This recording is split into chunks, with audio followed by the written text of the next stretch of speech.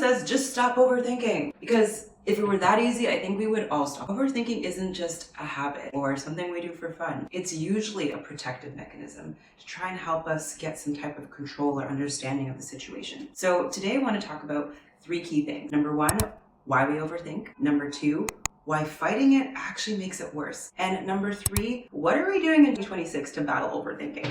Overthinking isn't just a personality flaw. It's oftentimes your body trying to protect you, even though it's labeled as you being too sensitive or overreacting. It's usually your nervous system just trying to protect you, trying to predict danger, prevent you from making mistakes, and often just generally trying to keep you safe. We often see this overthinking happening in people who've experienced a lot of responsibility at a young age, people who are burnt out, people who have a lot of failures that make them reminisce and make them afraid to actually make these same mistakes over and over again. And ultimately, your body's like, girl, we need to be hyper vigilant and think of every possible situation because we don't want to end up in trouble or in a dangerous situation. Your brain would rather live in fear and anxiety than be helpless. So the problem, oftentimes suppressing your thoughts or trying to keep them down actually makes the situation work. It's kind of like that thoughts, think happy thoughts, and then you're like, okay, well now I can't think happy thoughts, or don't look at the red car, don't look at the red car, and then all you see is red cars. When you're trying to push something down, you're actually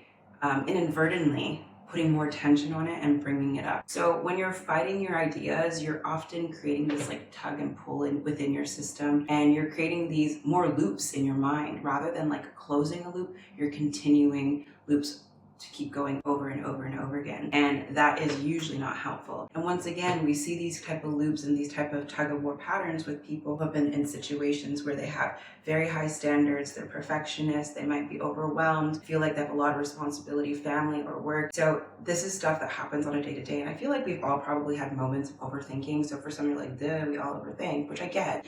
But for some people, this is more than just, oh, shoot, I have this, and reminding yourself throughout. It leads to a state of anxiety, and sometimes that can actually be really crippling. So from my practice, I've kind of grouped overthinkers into 3 different categories, and ironically, I've probably been an overthinker in all 3 of these categories, some more than others. The 3 categories are, I wrote them down because I always say them wrong: the productivity overthinker, the relationship overthinker, existential overthinker. So number 1, the productivity overthinker. That is the person that overplans, over-optimizes, makes sure that every minute in that trip is accounted for because they don't want to waste time. It's sometimes an overwhelm or burnout in disguise as ambition and on the go. And just because you do optimize doesn't mean you're an optimized overthinker, but these are some of the patterns I've noticed. Overthinker number 2, the relationship overthinker. And I feel like most of the friends I have and the women I've worked with have had some type of relational overthinking, where you reread messages, you overanalyze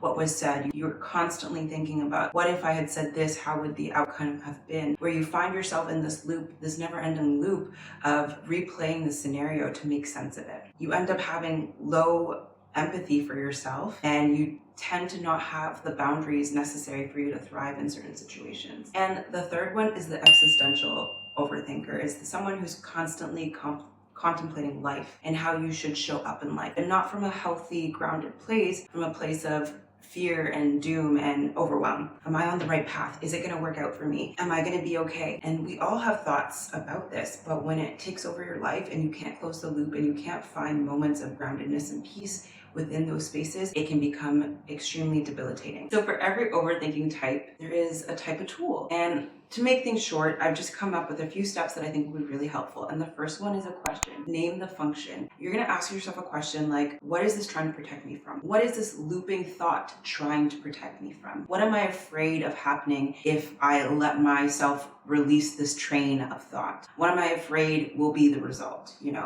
Ask yourself some real questions. What is that? Number 2, and I'm going to look at my notes so that I don't forget, is move from thinking to sensing. So bring it out of the head and into the body. I love, and I will die on this hill for somatic work and body work, things like yoga, stretching, myofascial release that I'm addicted to right now. Those are things that allow you to sense where you're holding tension and frustration and whatever you're experiencing in the body, and allow your body to naturally release them. So go from overthinking in your mind to being present in your body, using breath, using your actual body with movement to kind of process what you're experiencing and where you're experiencing it. Is it happening with a certain person that you're having these overthinking thoughts with a certain situation? And bring the awareness from the intellect to the body. Number 3, containment, not elimination. So this is a huge one. The things that have worked for my clients I'm going to share, and some of them initially I was like, that's dumb.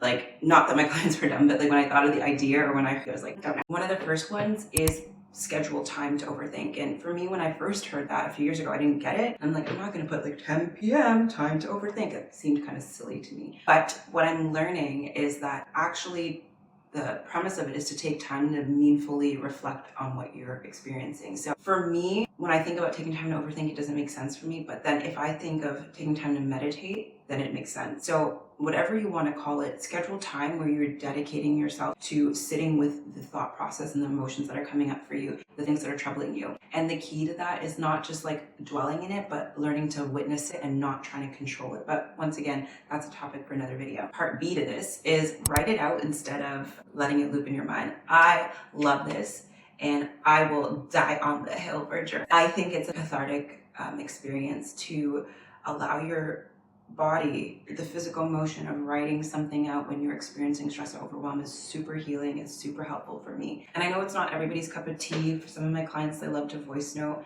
So they leave themselves voice memos or leave a voice memo for a friend. And it can be very helpful as well. And C for that is limit your decision windows. So you don't have to give yourself like, oh, I have 2 months to make small mini decisions along the way. And hopefully by the end of that time, you'll reach your big decision, having known that the little decisions you've made were final.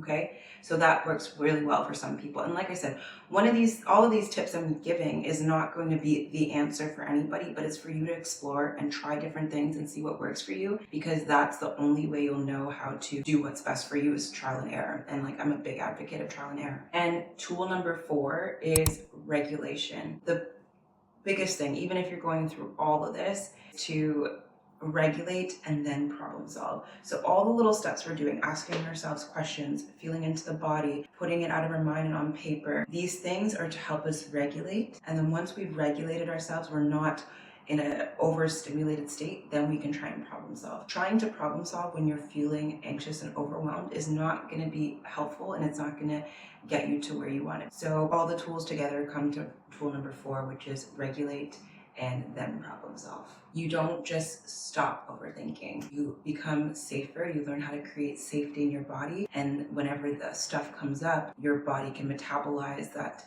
discomfort, knowing that you'll still be okay, which is regulation. You're constantly going to have moments and things that might cause periods of overthinking. But when you learn to cultivate a space of safety within yourself, those moments might still rock you a little bit, but they're not going to overtake you and overwhelm you to the point where you are completely debilitated. And even if that does happen, because it even has happened to me recently where I just couldn't even reach for my regulation, that's okay. When you build that baseline sense of safety, you can always come back there. You just need that little bit of a push. And that's where we're going to talk about stuff going forward, about community and XYZ in other videos. I also really want to talk about some of the things that actually really help. And I'm going to do a shameless plug here, but I do have a harmony framework and it ties in so perfectly. Some of the things that actually really help overthinking is when you're doing your basic needs, when you're sleeping. Like, girl, get your sleep right, get your water intake right, get your protein intake right. When you are fueling your body in the way that it needs to fuel to work best for you, it's going to limit the ups and downs. For example, as a nurse as well, when you have fluctuating glucose levels, your cortisol levels are going to be all over the place. Eating, sleeping, drinking properly for your body will definitely allow you to have a more balanced and stable life. So that's number 1. Number 2 for this, I would say, is